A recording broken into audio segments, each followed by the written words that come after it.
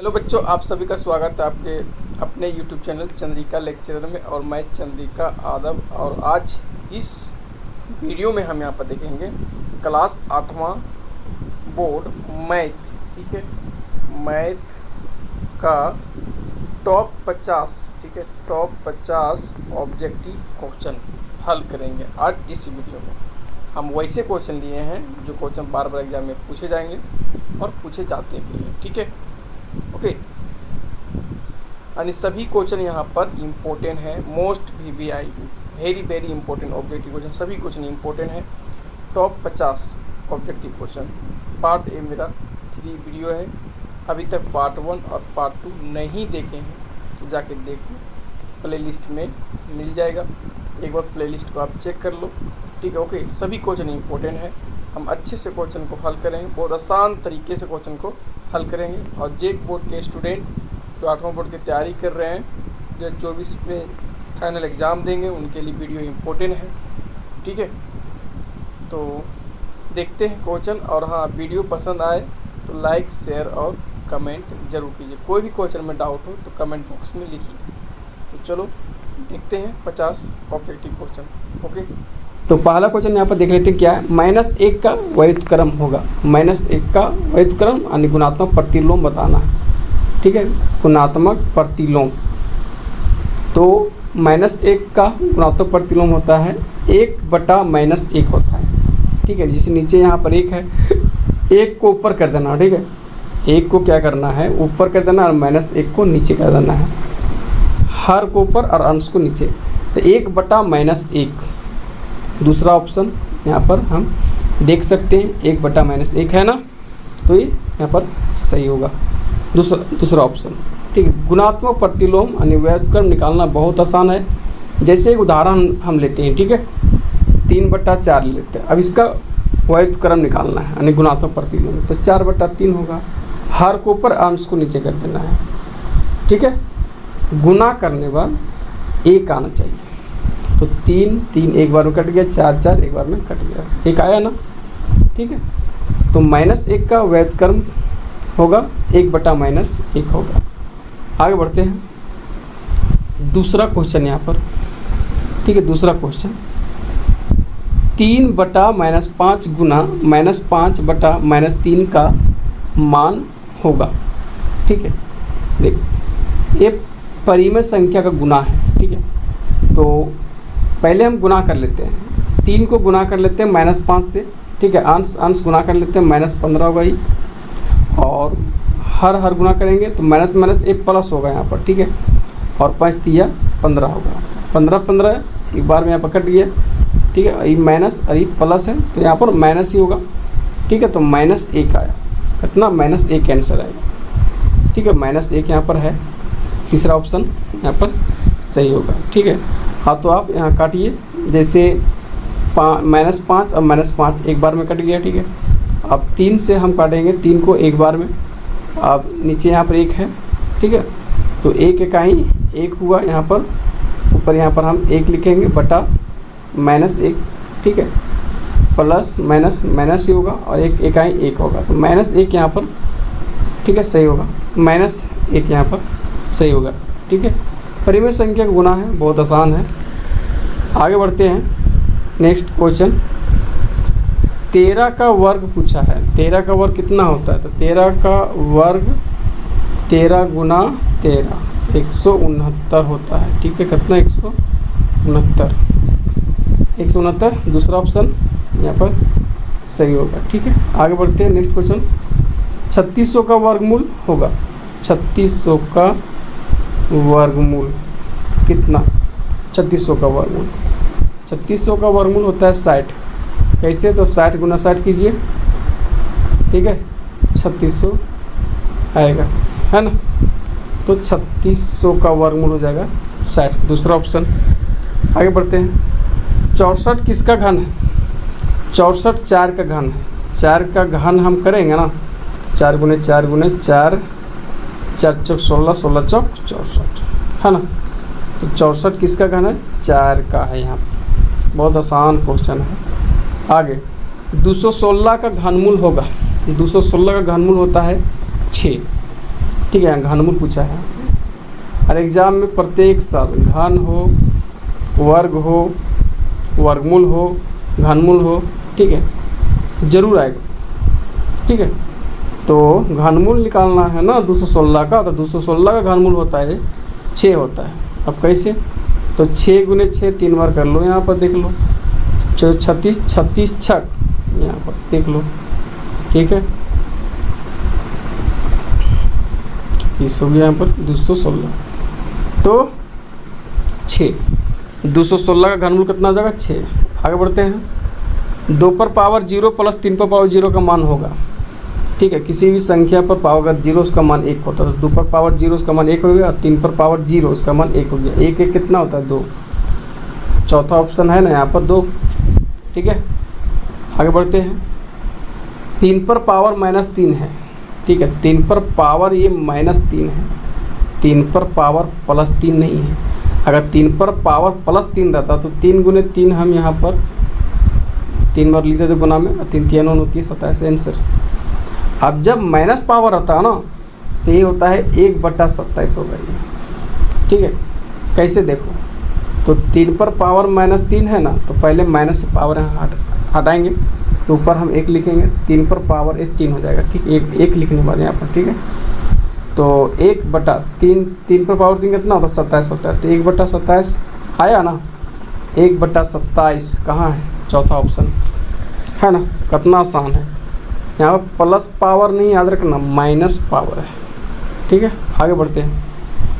XY संख्या का व्यापक रूप होगा। XY संख्या का व्यापक रूप, इकाई में y, दहाई में x है, तो यहाँ पर 10 से गुना हो जाएगा, तो 10x प्लस y हो जाएगा। ठीक है, okay, 10x plus y, 10x plus y। देखो यहाँ पर तीसरा ऑप्शन 10 गुना x प्लस y है ना, 10x, ये 10x होगा और प्लस y हो जाएगा, तीसरा ऑप्शन। ठीक है, ओके, आगे बढ़ते हैं। 123 का व्यापक रूप होगा। 123 का, तो 23 इकाई में यहाँ पर है। ठीक है, दहाई में 2 है, तो 10 से गुना कर देंगे, प्लस देंगे यहाँ पर हम। ठीक है, और सैकड़ा में 1 है, तो 100 गुना 1 हो जाएगा, तो 100 गुना 1 प्लस 10 गुना 2 और प्लस कितना 3। ठीक है, दूसरा ऑप्शन 123 का व्यापक रूप है। कितना आसान है, आगे बढ़े। त्रिपद है, 3 पद, तो पहला ऑप्शन जैसे 2x - 2 है, इसमें 2 पद है। ठीक है, कितना पद है 2 पद।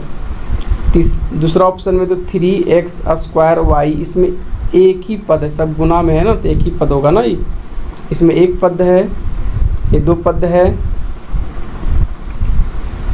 तीसरा देखो ऑप्शन x² 1 पद हुआ, y² दूसरा पद, इधर -1 है, तीसरा पद, 3 पद इसमें है, इसमें 3 पद है, तो त्रिपद है, तीसरा ऑप्शन यहाँ पर सही होगा। ठीक है, चौथा तो 1 पद है, यहाँ पर गुना है ना, 1 पद दी है। आगे बढ़ते हैं, नेक्स्ट क्वेश्चन क्या है। 7a² इंटू -3a का मान होगा, गुना कर देते हैं, तो +7 और -3, तो पहले प्लस माइनस माइनस 7 या 21, और a² गुना करेंगे a से, तो a पर पावर हो जाएगा यहाँ पर 3 हो जाएगा। ठीक, गुना में पावर जुड़ता है जब आधार समान होता है। ठीक है, सेम हो, तो 2 और 1 3 हो जाएगा, तो a पर पावर 3, यहाँ पर -21 a पर पावर 3 होगा, तो -21 a पर पावर 3 यहाँ चौथा ऑप्शन है ना। ठीक है, बीजीय गुना था। ठीक है, बीजीय गुना था यहाँ पर। ठीक है, बीजीय गुना। आगे बढ़ते हैं। a + b into a - b का गुणनफल होगा, तो ये तो है a² - b²। ठीक है, गुना करेंगे ना, एक गुना कर लेते हैं। बीजीय स्वर समीकरण ऐसे भी याद होगा, a + b into a - b, बीजीय सूत्र याद है ना, तो ये होता है a² - b² वाला फॉर्मूला। ठीक है, a² - b² वाला, a + b into a - b होता है। गुना करके भी हम यहाँ पर ला सकते हैं, तो गुना भी कर लेना, उससे कोई दिक्कत नहीं है। ठीक है, गुना भी कर लो। ठीक है। ए गुना करेंगे तो ए स्क्वायर हो जाएगा, फिर ए को गुना करेंगे माइनस बी से तो माइनस ए बी, फिर बी को गुना करेंगे ए से तो प्लस में है तो ए बी हो जाएगा, प्लस ए बी हो जाएगा, और प्लस बी गुना करेंगे माइनस बी से तो minus plus minus minus B square हो जाएगा। ये माइनस से प्लस कट गया, ठीक है, बच गया ए स्क्वायर माइनस बी स्क्वायर, ए स्क्वायर माइनस बी स्क्वायर। चौथा ऑप्शन सही होगा। Next question, 4x square minus 25y square का गुणनखंड होगा। बहुत आसान है गुणनखंड करना। 4x स्क्वायर को हम लिख सकते हैं 2x का होल स्क्वायर, बिल्कुल लिख सकते हैं। 2 दूना 4x स्क्वायर हो जाएगा। 25y स्क्वायर लिख सकते हैं 5y का होल स्क्वायर। अब जो सूत्र है बीजीय सूत्र है, अलजेब्रा फार्मूला, ठीक है, तो ए स्क्वायर माइनस बी स्क्वायर, एक प्लस में एक माइनस में होता है, तो 2x plus 5y into 2x minus 5y है ना, तो 2x plus 5y into 2x minus 5y। देखो कहाँ ऑप्शन में है, एक प्लस में एक माइनस में, तो तीसरा ऑप्शन देख लो यहाँ पर है ना, 2x plus 5y into 2x minus 5y। 4x square minus 25y square का गुणनखंड होगा, तीसरा ऑप्शन। नेक्स्ट, एक चर वाला रैखिक समीकरण है, ठीक है, यहाँ पर चर है t है, तो 3t माइनस 4 बराबर यहाँ पर 11 है, ठीक है। तो t का मान निकालना का हल करना है, समीकरण का हल करना, ठीक है।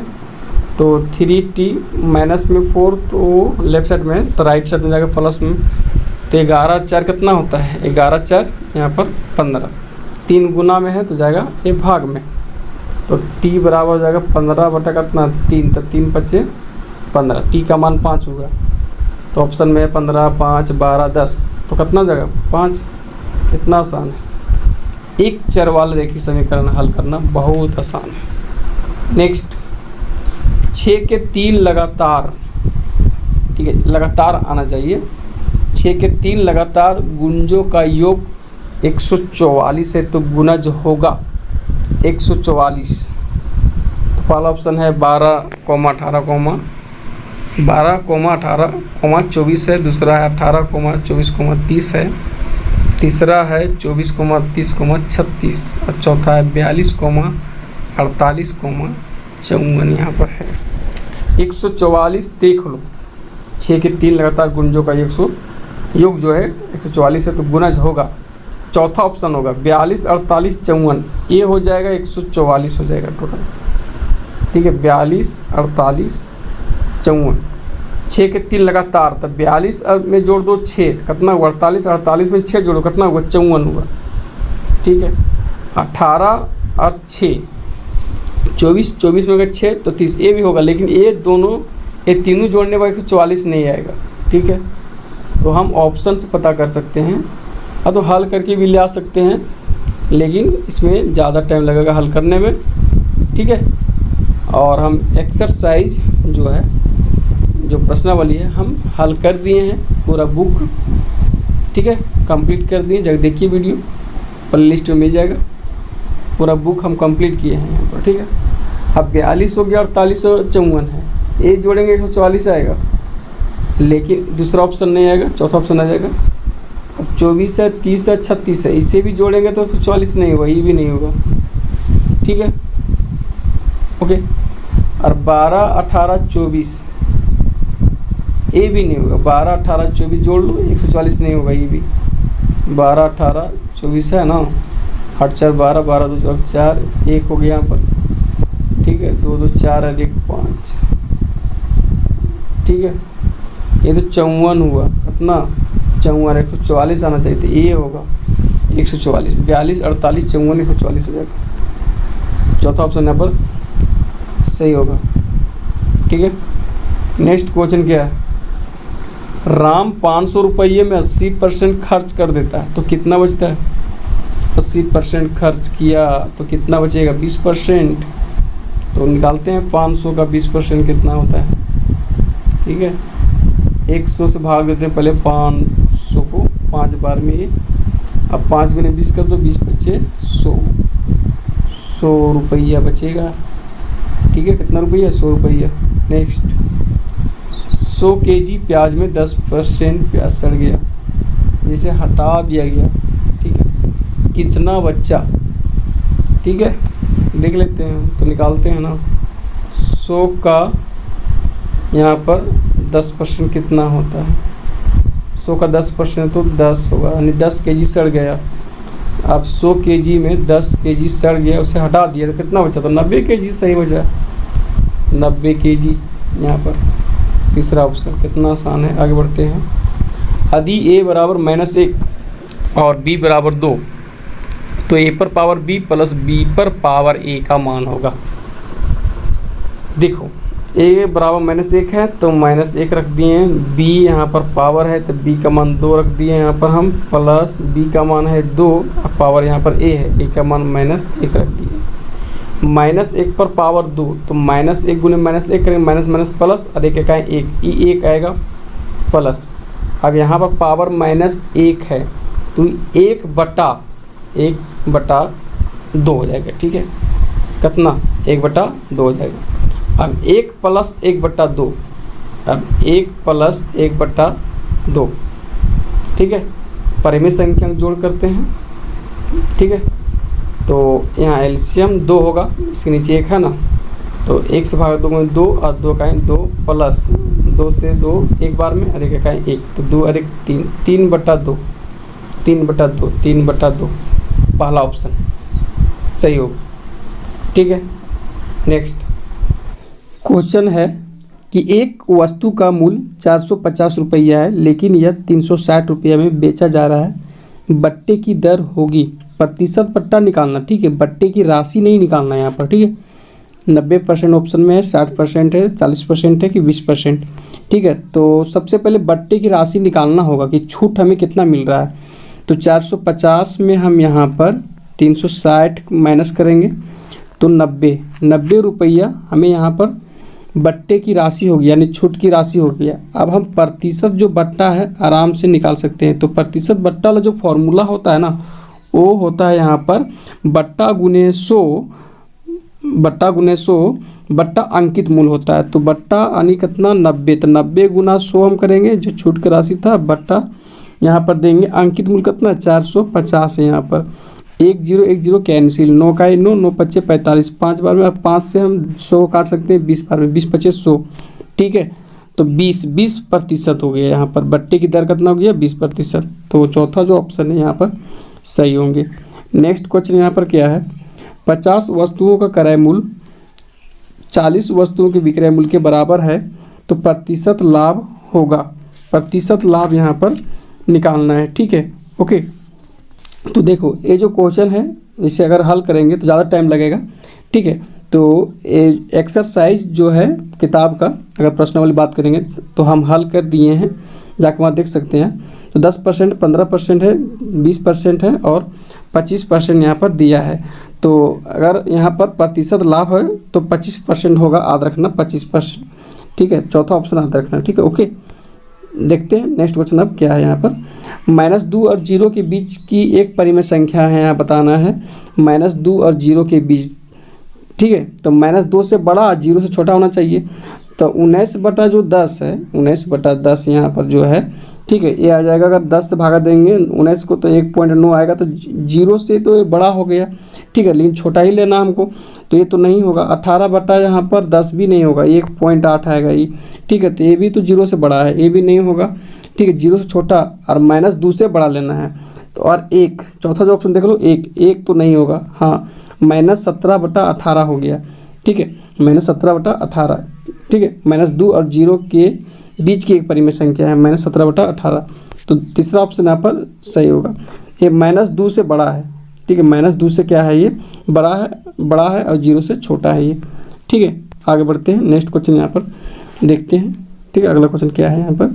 किसी राशि पर मिश्रधन ज्ञात करने का सूत्र होता है, यहाँ पर हम देख सकते हैं a बराबर p × 1 + r/100 और पावर यहाँ देख सकते हैं n है यहाँ पर। ठीक है, तो इनमें संकेत जो n क्या है? n क्या है यहाँ पर? समय है कि वर्ष की संख्या है कि ब्याज संयोजित होने की संख्या है कि अर्धवार्षिक ब्याज की संख्या है? तो n यहाँ पर है वर्ष की संख्या, याद रखना, ठीक है। n वर्ष की संख्या हो गया, दूसरा ऑप्शन यहाँ पर सही होगा। आगे बढ़ते हैं नेक्स्ट क्वेश्चन। क्वेश्चन 25 क्या है? एक आयरन का मूल्य 360 रुपये है। आयरन को 10% हानि पर बेची गई आयरन का विक्रय मूल्य है। तो विक्रय मूल्य जो फॉर्मूला होता है हम यहाँ पर लिखेंगे, विक्रय मूल्य बराबर होता है क्रय मूल्य, ठीक है, क्रय मूल्य इनटू होता है 100 माइनस प्रतिशत हानि, यहाँ पर लिखेंगे, ठीक है, और बट्टा में होता है यहाँ पर 100 होता है, ठीक है। तो क्रय मूल्य यहाँ पर कितना है? 360 है, ठीक है, और यहाँ पर 100 लिखेंगे माइनस हानि प्रतिशत यहाँ पर 10 लिखेंगे, बट्टा में 100 लिखेंगे। 100 में 10 घटाएंगे तो 90, ठीक है। तो यहाँ पर हो जाएगा 360 गुना 100 में से 10 यहाँ पर माइनस करेंगे हम, ठीक है, तो 90 बट्टा हो जाएगा यहाँ पर 100 हो जाएगा, ठीक है। 1 1 0 यहाँ पर कैंसिल कट गया। अब 36 9, ठीक है, 36 9 यहाँ पर हम गुना कर देंगे, 36 गुना 9, ठीक है।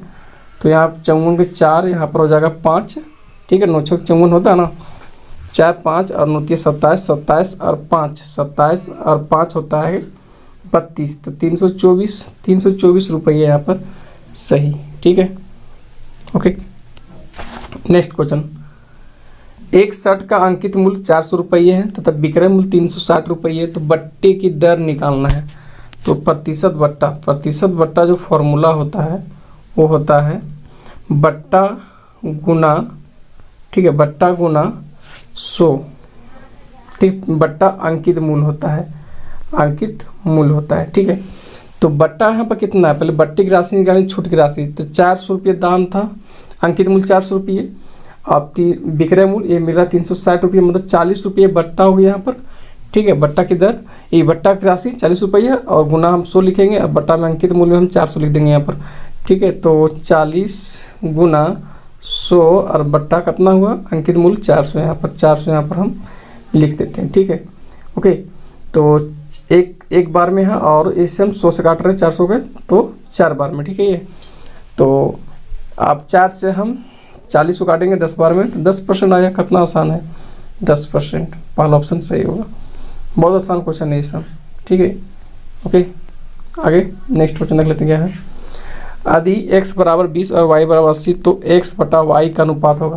तो x का मान रख दो 20 हो गया, 80 का मान है, ये y का मान 80 रख दो, ठीक है। अब ये कटेगा, पहले काट लेते हैं, 1 ही 0 कट गया, 2 का 2, 2 चौक 8 हुआ ये, ठीक है। 1/4 आया, अनुपात में ये हो जाएगा 1 अनुपात कितना 4 हो गया, ठीक है। तो का अनुपात होगा, तो यहाँ पर देख लो ऑप्शन में कितना है, 1/4 है ना, तो ये सही होगा, ठीक है, 1 यहाँ पर 4, तीसरा ऑप्शन। नेक्स्ट क्वेश्चन देख लेते हैं। किसी त्रिभुज के बाह्य यानी बहिष्ठ कोणों का, ठीक है, जो बाहरी कोणों का योग होता है, तो ये होता है 360 डिग्री, याद रखना, और अंतः कोणों का योग 180 डिग्री होता है, याद रखना, ठीक है। तो बाह्य कोण का होता है 360 डिग्री और अंतः कोण का होता है 180 डिग्री होता है। नेक्स्ट, 1200 रुपये का 6.1/2%, ठीक है, यानी प्रतिशत ब्याज की दर से 1 वर्ष का साधारण ब्याज कितना होगा? यहाँ पर पूर्णांक में है, ब्याज की दर है, ठीक है। तो 6.1/2% है यहाँ पर ना, तो ये हो जाएगा यहाँ पर, ये तो मूलधन दिया गया 1200, तो मूलधन है, ब्याज की दर यहाँ पर है 6.1/2, तो ये हो जाएगा 6 दूना 12, 13 बटा ये 2 हो जाएगा, ठीक है, 13/2 हो जाएगा, पूर्णांक यहाँ पर तोड़ेंगे हम, ठीक है, यहाँ पर, ओके। तो 13 बटा कितना आ जाएगा 2% हो जाएगा। 1 वर्ष यहाँ पर समय कितना है, 1 वर्ष साधारण ब्याज SI जो फॉर्मूला होता है वो मूलधन गुना समय गुना दर और बट्टा होता है यहाँ पर 100 होता है, ठीक है। तब मूलधन है यहाँ पर 1200, कितना है 1200, ओके, यहाँ पर लिख देंगे 1200 गुना दर कितना है 13/2, ठीक है, और समय 1 साल का, बट्टा यहाँ पर हम यहाँ पर 100 लिख देंगे, ठीक है, बट्टा कितना लिखेंगे यहाँ पर हम 100 लिख देंगे, ठीक है, ओके। अब यहाँ पर 100 से और 1200 जो है 12 बार में कट गया यहाँ पर, ठीक है, ओके। अब हम 2 से 12 काट देंगे के बार में 6 बार में, अब 6 गुना 13 गुना 1 करेंगे यहाँ पर, तो 6 गुना 13 गुना 1 कितना होता है यहाँ पर, ठीक है। तो ये हो गया 78, कितना हो गया ये 78, ठीक है, गुना करेंगे तो, ओके। तो 78 यहाँ पर देख लेते हैं, चौथा ऑप्शन देखो है ना 78, साधारण ब्याज लो, बस फॉर्मूला लिखना और काम करना, ठीक है। ये हो गया मूलधन, ये हो गया ब्याज की दर, ये हो गया यहाँ पर समय 1 साल, ठीक है, 1 वर्ष। आगे चार सतह वाले ठोस आकृति को कहते हैं, चार सतह हो, ठीक है, उसे क्या कहेंगे? चार सतह वाले ठोस आकृति को त्रिभुज, आयत की बहुभुज, ये होता है टेट्राहेड्रन, ठीक, क्या कहते हैं? टेट्राहेड्रन। अगर चार सतह वाले ठोस आकृति को टेट्राहेड्रन कहेंगे, ठीक है। अब देखो चौथा ऑप्शन। नेक्स्ट, किसी ठोस आकृति में कम से कम कितने सतह होते हैं? कम से कम तो चार होते हैं। कितने होते हैं? कम से कम चार होते हैं। किसी ठोस आकृति में कम से कम कितने सतह होते हैं? तो चार होते हैं, ठीक है। नेक्स्ट, एक समचतुर्भुज का एक विकर्ण 16 सेंटीमीटर और दूसरा विकर्ण 30 सेंटीमीटर है तो क्षेत्रफल होगा। तो फॉर्मूला होता है 1/2 इंटू D1 इंटू D2 होता है इसका फॉर्मूला, ठीक है, समचतुर्भुज का क्षेत्रफल जब विकर्ण दिया हो पहला और दूसरा विकर्ण, ठीक है। तो हम यहाँ पर काम करते हैं 1/2, पहला विकर्ण है 16 और दूसरा है 30। यहाँ पर 2 से हम यहाँ पर 16 को काट देते हैं, ठीक है, के बार में 8 बार में कट गया, ठीक है। 8 × 30 कर देते हैं, 0 8 3 24, 240 आ गया। 240 सेंटीमीटर स्क्वायर आंसर होगा, तीसरा ऑप्शन। क्वेश्चन इंपॉर्टेंट है, ठीक है, एग्जाम में प्रत्येक साल आते हैं, ठीक है, पूछे जाते हैं क्वेश्चन। आगे नेक्स्ट, क्षेत्रमिति क्वेश्चन है। इसे एक बेलन के आधार की परिधि 40 सेंटीमीटर है तो उसकी त्रिज्या होगा, ठीक है। बेलन के आधार की परिधि दिया है, बेलन के आधार की परिधि, तो उसकी त्रिज्या क्या होगी? तो बेलन का आधार जो होता है वो वृत्ताकार होता है, वृत्त का परिधि फॉर्मूला यहाँ पर हम लिखेंगे। तो वृत्त का जो परिधि फॉर्मूला तो होता है 2πr होता है, ठीक है। तो ये कितना दिया है? 44 लिख देंगे यहाँ पर हम, बराबर में 44 है बेलन का आधार की परिधि। तो अब यहाँ पर हम पाई का मान रखते हैं 22/7 होता है, r निकालना है, रहने देंगे, ठीक, कुछ नहीं करेंगे, 44 लिखेंगे, ओके।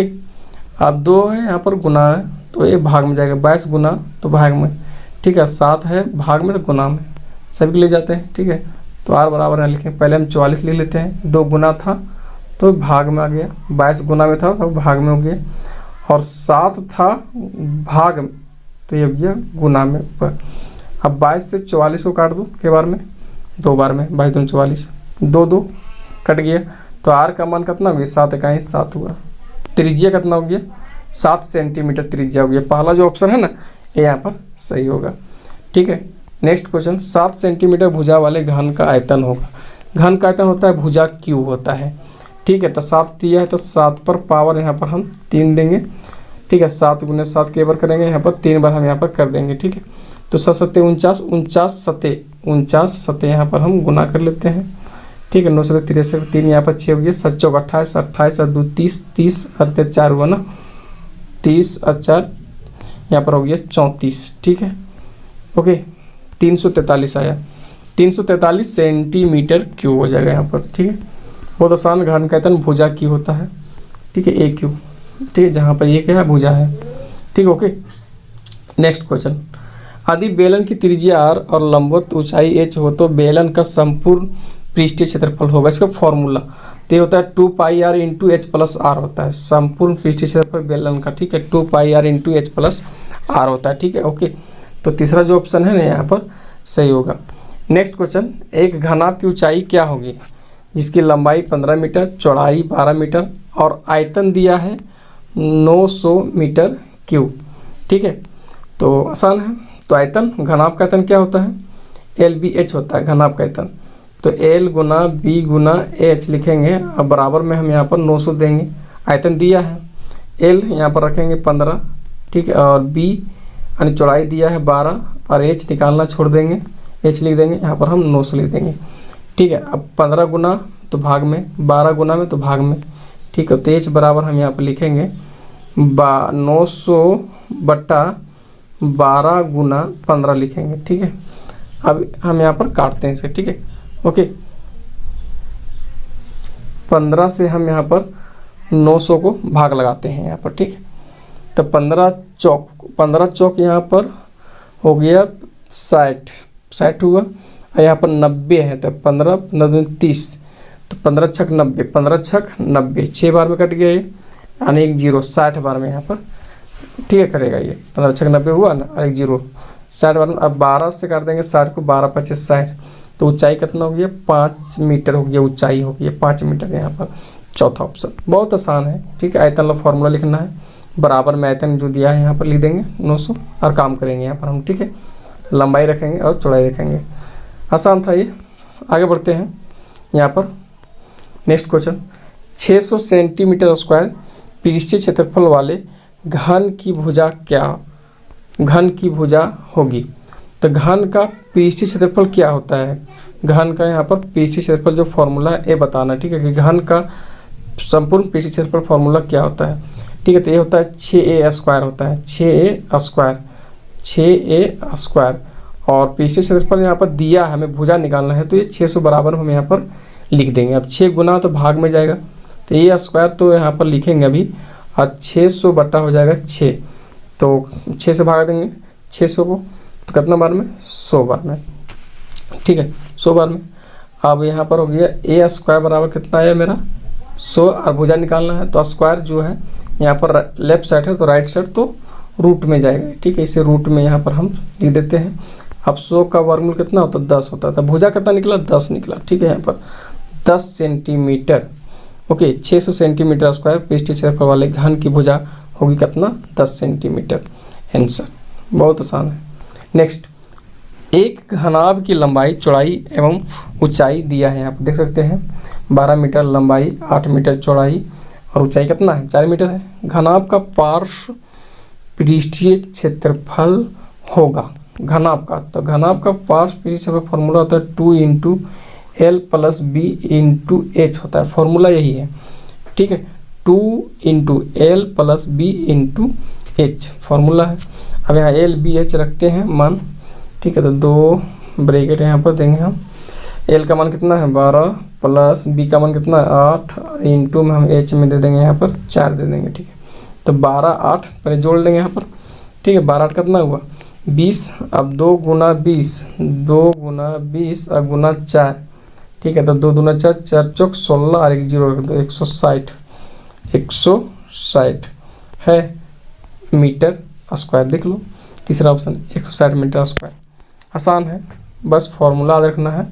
फॉर्मूला होता है 2 × L + B × H होता है, ठीक है। आगे बढ़ लेते हैं। घन में कुल किनारों की संख्या होती है 12। घन हुआ तो घनाभ हो, किनारों की संख्या कितना होता है? 12 होता है, ठीक है, ओके। नेक्स्ट यहाँ पर देखते हैं क्या है। मिलान चिन्ह दिया है, यहाँ पर देख सकते हैं 1 2 3 4 और इस तरह से 5, 5 होता है, ठीक है। और 1 2 ये होता है 2, तो 5 और 2 7, तो 12 मात्रता कितना का? ये 7 का है, 7, ठीक है। मिलान चिन्ह जो यहाँ दिया है कि 12 मात्रता कितना है? 7 है। बहुत आसान है, ठीक है। 1 2 3 4 और 1 रहेगा इस तरह से, तिरछी लाइन 5 हो गया इसे, और 1 2, ठीक है। 2 है तो 2 हो गया, 3 है तो 3 हो गया, 4 हो तो 4 हो गया। 5 के लिए हम इस तरह से लिखते हैं, तिरछी लाइन देते हैं, ठीक है। अगर 10 लिखना तो ये डबल लिख देंगे, 1 2 3 4 5 हुआ, 1 2 3 4 5 हुआ, तो कितना हुआ? 5 यहाँ और 5 यहाँ, कितना हुआ? 10 हो गया, ठीक है। तो 7 का है ये, ठीक है। 12 मात्रता 7 का मिलान चिन्ह है। नेक्स्ट, वर्ग अंतराल 80 100 की उच्च वर्ग सीमा, एक होता है उच्च वर्ग सीमा, एक होता है निम्न वर्ग सीमा वर्ग अंतराल में, ठीक है। तो 80 जो है ना ये है निम्न वर्ग सीमा, और जो 100 है वो उच्च वर्ग सीमा है, ठीक है, ओके। तो 100 यहाँ पर हो गया उच्च वर्ग सीमा, तो ऑप्शन में है चौथा ऑप्शन यहाँ पर, ठीक है, सही होगा। नेक्स्ट, वर्ग अंतराल 60 80 की माप है, माप निकालना, ठीक। अंतराल कितना का है? 60 80, तो माप यहाँ पर 80 में घटा दो, 60 देखते हैं कितना का है, तो 20 का है। कितना का? 20 का है, ठीक है। तो दूसरा ऑप्शन सही होगा। माप निकालना बहुत आसान है, उच्च वर्ग सीमा माइनस निम्न वर्ग सीमा कर देना, 80 में घटा देंगे 60 यहाँ पर, तो 20, ठीक है। नेक्स्ट, परिसर रेंज निकालना, अंग्रेजी में से रेंज कहते हैं परिसर, ठीक है। रेंज निकालना बहुत आसान है, सबसे बड़ी संख्या ढूंढो इसमें से और सबसे छोटी संख्या ढूंढो, अब माइनस करो, ठीक है। आंकड़े 80 15 90 85 92 का परिसर है, सबसे बड़ी संख्या यहाँ पर 92 है, माइनस करें। सबसे छोटी संख्या कौन है? यहाँ पर 15 है, यानी कितना? 15 है यहाँ पर, ठीक है। अब माइनस करेंगे तो यहाँ पर हो जाएगा, बराबर में लिखेंगे यहाँ पर 10 2 12, 12 में जाएगा 5 तो 7 हो गया यहाँ पर, यहाँ बच गया 8, 8 में जाएगा 1 तो यहाँ पर हो गया 7, 77 हो गया परिसर, ठीक है, इस आंकड़े का यहाँ पर, ठीक है। आसान था। आगे बढ़ते हैं। नेक्स्ट क्वेश्चन क्या है? यदि कुल आय 20,000 रुपया है तो पाई चार्ट से बचत होगा। बचत का निकालना है यहाँ पर, ठीक है। 20% दिया गया है बचत का, ठीक है। बचत का शिक्षा में 20%, भोजन में 40%, किराया 15%, अन्न में 5%। यदि कुल आय 20,000 रुपया है तो पाई चार्ट से बचत होगा, ठीक है, निकालना है। तो 20,000 का हम निकाल देते हैं, 20% कितना होता है देख लेते हैं। 20% यहाँ पर 2 0 कैंसिल हो गया। अब 200 गुना कितना था, 20 है यहाँ पर, ठीक है। तो 2 दूना 4 और 2 और 1 3, 3 शून्य यहाँ पर रख देते हैं। कितना हुआ, 4,000 रुपया हो गया, ठीक है। कितना, 4,000, ठीक, आसान है बस। 20,000 का 20%, शिक्षा में भी 4,000 हो जाएगा, ठीक। 40% भोजन में, तो इसका हम निकाल सकते हैं, जिसका कहेगा उसका आराम से हम निकाल सकते हैं, ठीक है, ओके। जैसे अगर भोजन का कहा तो 20,000 का 40% प्रतिशत निकाल देना, ठीक है। किराया का बोलेगा तो 20,000 का 15%, अन्न का कहेगा तो 20,000 का 5%, ठीक है। शिक्षा का जो है 20%, शिक्षा और बचत बराबर है, 20% है, प्रतिशत यहाँ पर है, ठीक है।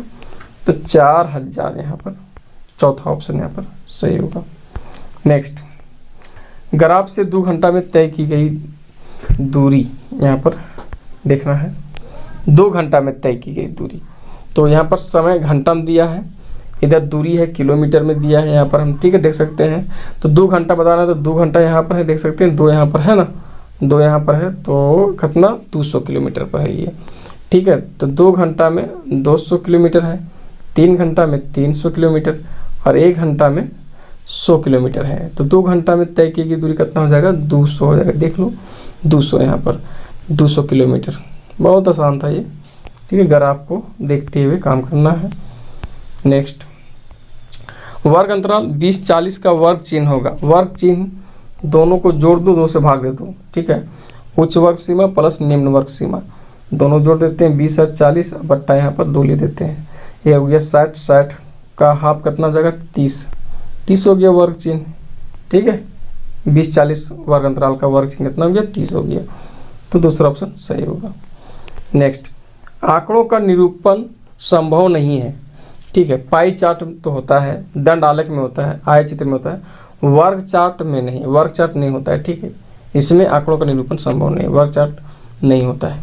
नेक्स्ट, बिंदु 0,0 कहाँ स्थित है, एक प्रथम चतुर्थांश में कि द्वितीय चतुर्थांश में कि मूल बिंदु पर, कि इनमें से कोई। ये तो मूल बिंदु का निर्देशांक 0,0 होता है, याद रखना बच्चा, ठीक है। नेक्स्ट, 49 नंबर क्वेश्चन देखते हैं। बिंदु 7,2 स्थित होगा, 7,2, तो x निर्देशांक 7 और y निर्देशांक यहाँ पर 2 है।